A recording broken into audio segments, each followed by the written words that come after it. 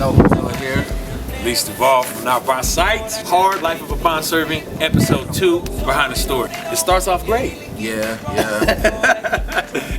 For some people. You get to get freed. Yeah, I do get freed. I get freed. Hey, all I'm saying is walk by faith to the rescue. And Giovanni Watson, aka Dwight Clemens, I guess you can know his name now. He lets me go willingly. You know, just kind of out of arrogance, he lets him go. Cause he's still trying to hide who he really is on the inside. Yeah. You know. So I guess the CIA agents and them, they start coming, and he doesn't even want them to know who he is. He's undercover the whole time. We have to split. Me and Valiant go one way, LOA go the other way. That's when LOA gets hit by Two-Tone. He locks me up. They take me off to prison, where they begin the deconstruction of my character. Now, they start in on me. They're doing what they do. You see me going through some torment. You see, I get left there for a while, and you see, I become unkempt. Become the beard servant. Yeah. But yeah, I get neglected, abused in there, all kind of torment. You know, all the kinds of things that the enemy does. You know what I'm saying? Once that light is in you, here he comes. The enemy's gonna come, and he's gonna try to use your flesh against you. He's gonna try to remind you of who you used to be. He's gonna try to convince you. He's gonna, there he comes again with more doubt for you. God ain't who he says he is. LOA prays. That's one thing that he does in this struggle that was really big. He prays to God. He's confessing his sins, and he's asking forgiveness for those who sinned against him. And it's a really deep scene, you know.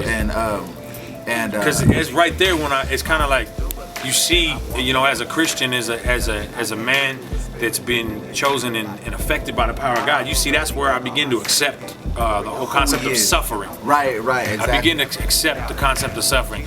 Yeah, in all actuality, I don't deserve, you know what I'm saying, any better than this anyway. But on the real, if I'm counted worthy to suffer for your name's sake, you know what I'm saying, then let it be, that will be done. I get courage on a whole nother level. God's provided me with courage on a whole nother level through suffering and through captivity. And he makes a way out of no way. And he makes a way out of no way and delivers me anyway. Yeah, he delivers him anyway. He brings the rest of the guys from the resistance. We got Dan Wallace came in. Dan Wallace is like, man, my boy comes in, like a little ninja. Like a ninja. Pops me out of prison, and then all the homies is waiting for me. When I get out. We go to the hideout. Yeah, to the hideout. Where God starts drawing the real church all together. He starts bringing people from near and far, transparent, you know what I'm saying? All the homies from Walk by Faith. You see Preach. OG Preach. You start seeing all these people from the church getting drawn in. God's bringing them all to this place out in the middle of nowhere where we have the first meeting and the resistance is formed. And no later than that happens, here comes the slanderous attack from the enemy, using the media, and I get labeled the leader of a terrorist group.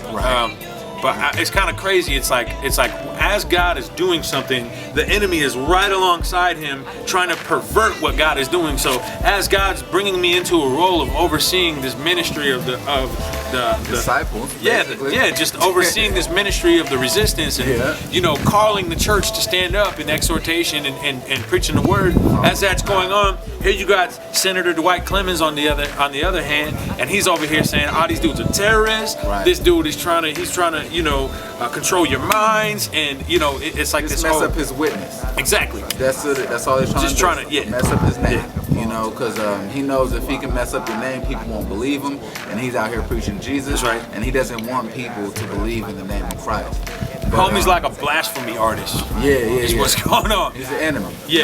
So it's just like Christ said, blessed are you when they persecute you for righteousness' sake. You know what I'm saying? And he said, don't be surprised when they come against you with all kinds of slanderous lies. You know what I'm saying? And when they swear falsely against you for my namesake, don't be surprised because before they went through it. when before they hated you, they hated me. Yeah. You know what I'm saying? And since they hate you, and since they hate me, they're gonna hate you. So it's like we start learning about just how wicked the world's government is, just how wicked the government of Satan is, and how influential his sway is in this world, just how deep it goes, how it goes into public office, how it goes into the media, how it goes, it's a whole net, it's a whole system, a web of, it's a network of just evil, just working against righteousness. I can't be tossed in the waves if I'm walking by faith like my boy LOA. I'ma fight to my grave, no matter what folks may say. I must stand and obey, I must fight to behave. When they tell me my walk is fake, is it holier than thou, or is it